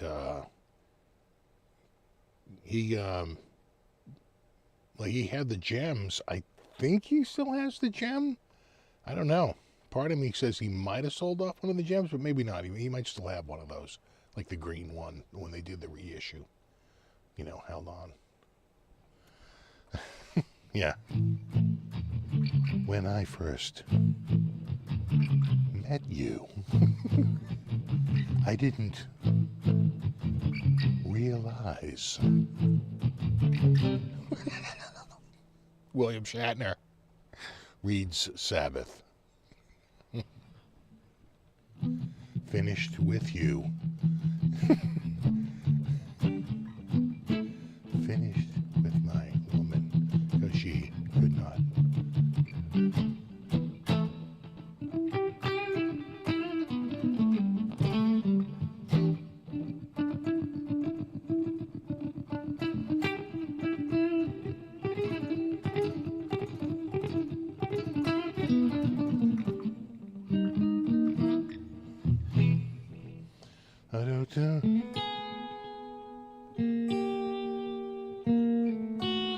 I wonder if he's drooling over Nuno's guitar. You said, Ozzy, it's funny you mentioned that. He is. He even mentioned that.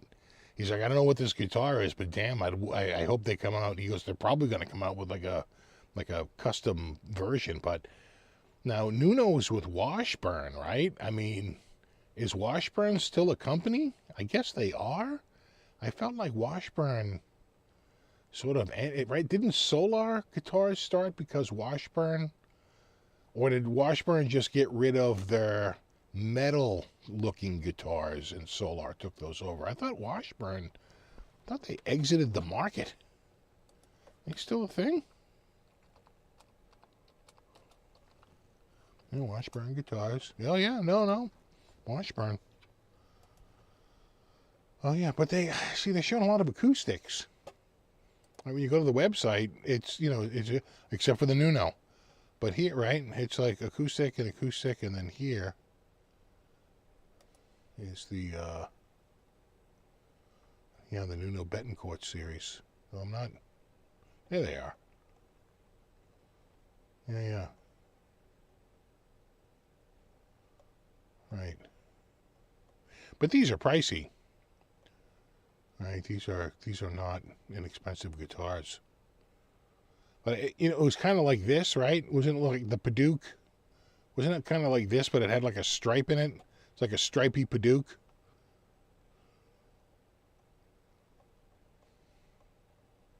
But are they doing any other electrics? Oh, yeah. Wait, hold on. Let's go back. Boy, it's a slow website, huh? Electric guitars?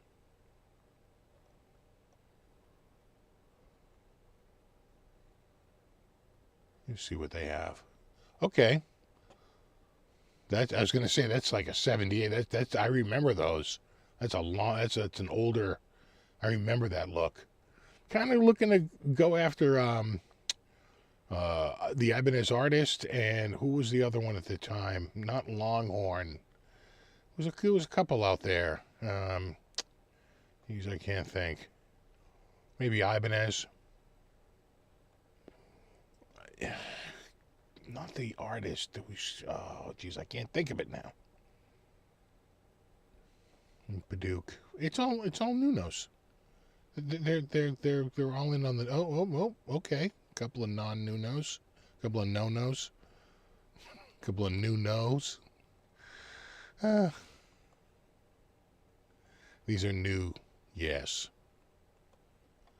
But I feel like these are kind of pricey, right? No?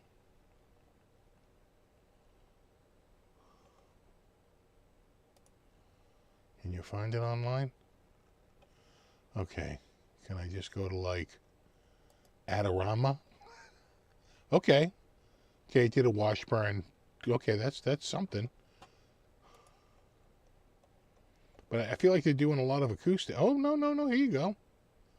All right, so this looks like the import for 1200, and then I guess I'm assuming that's USA made.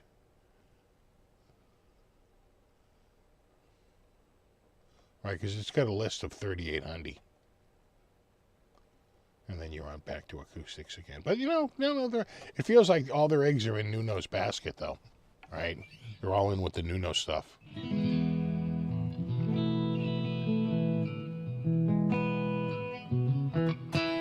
Yeah, right. It was a dark wood guitar with a lighter wood and, like, 2 diagonal stripes. I remember that. Like, kind of like a diver down look. Hamer. Thank you. That's what it was. Hamer. That's it. You're right. Hamer. That's what it was. Yeah, absolutely.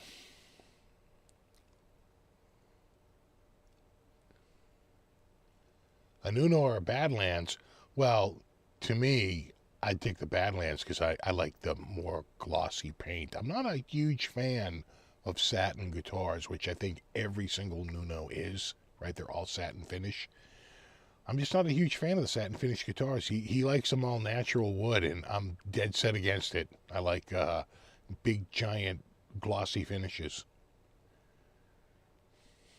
And flames oh plenty.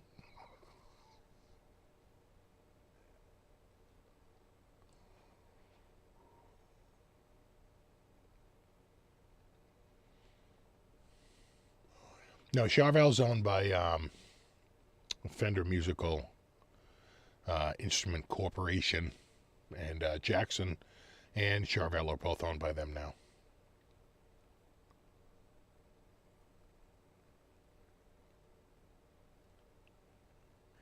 Yeah, I think, did Glenn Tipton play a Hamer? Yeah, you might be right. Well, certainly when I think of Hamer, I think of Steve Stevens, who was a Hamer Hamer artist for years, and of course Rick Nielsen, right? Big friggin' Hamer player for years. Probably their biggest artist.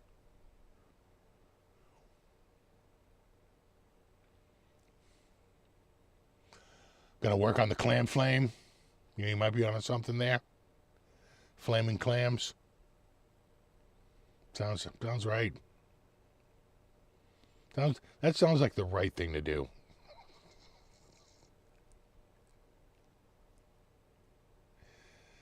I had a Hamer in the 90s, according to the Reverb. It hasn't gone up in value at all. Yeah, Steve Stevens, he's been with Nags for Jesus years now. A bunch of Nags people.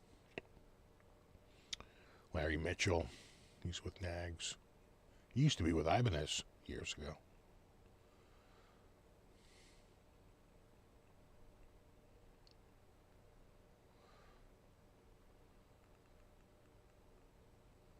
Oh no, Hamer had full page ads and Guitar Player. No, they spent money.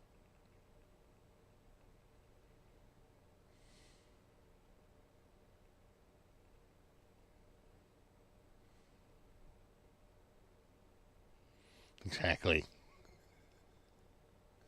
What's up, Black Shoe Bear? You're coming in the last couple of minutes. Getting hungry for friggin' dinner. My wife home yet? I don't think so. She's up seeing her dad.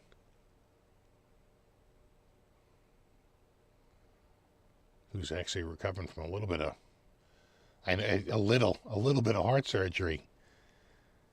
And we were like, really? Because he's like 88. Like, you really going to do a heart procedure? They're like, yeah, we go in arthroscopically. It's nothing.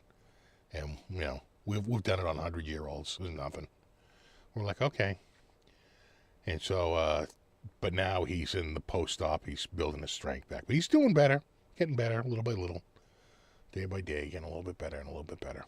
So, he's getting there.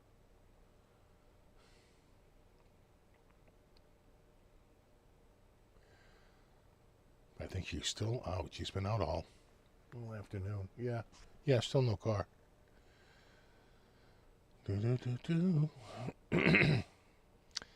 A triple pickup Kramer. But, you know, I remember a triple pickup Ibanez. Oh, right. Yeah, what was that? That was the Star? Was that the... What was that called? The Kramer... Something Star.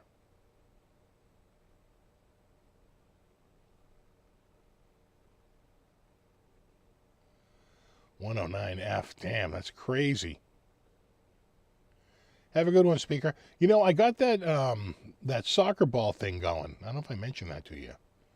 That's I found a good the firmware installation for it. Jersey Star. That was it. Jersey Star. Yeah. That was it. That's exactly right. I only tried a few Hamers, but I tried one back in the early 80s, and I have to say it was a Hamer V, and it played pretty friggin' awesome. It was pretty good. All right, guys, it is 9 p.m. It is time for me to wrap this up and go find some dinner. I'm officially hungry. You guys have a wonderful week. Check out Monday's video. It's a very big guitar. Big sound. Big everything, and it's gonna be big. At least that's what they're saying. You guys have a wonderful week, and we will do it all again next week. Welcome to new members. Thanks to anyone who contributed, and Brofist to the Mod Squad. And we will do it all again in a week. All right, guys. Oop, it's still on. Turning that off. You guys have a great week, and I'll see you in a week. All right. Later.